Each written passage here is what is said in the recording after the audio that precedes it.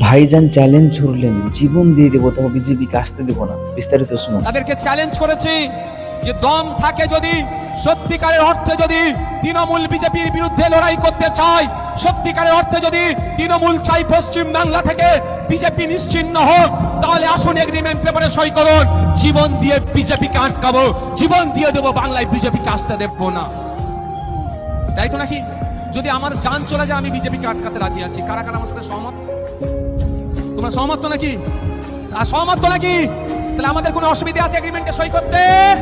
আমাদের জন্য যদি বিজেপি আসে, তৃণমূল যা শাস্তি দেবে আমরা মেনে নেবো তো নাকি? আর সেই এগ্রিমেন্ট পেপারে সই থাকবে যদি যেখানে যেখানে তৃণমূল প্রার্থী দেবে, যদি বিজেপি আসে তাহলে আইএসএফ যে শাস্তি দেবে তাদেরকেও মেনে নিতে হবে। আমি চ্যালেঞ্জ করে যাচ্ছি, এগ্রিমেন্টে সই ওরা করবে না।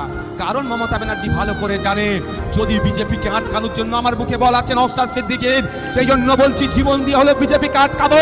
মমতা ব্যানার্জির ওই সাহস নাই। তার দলের নেতারা, ভাই ভাইপো দলের নেতারা দুর্নীতি করতে করতে গলা পর্যন্ত পৌঁছে গিয়েছে। যদি এই ধরনের আটকানোর আর এই ভিডিওটিতে তারাই শেয়ার করবা যারা ভাইজানকে ভালোবাসে।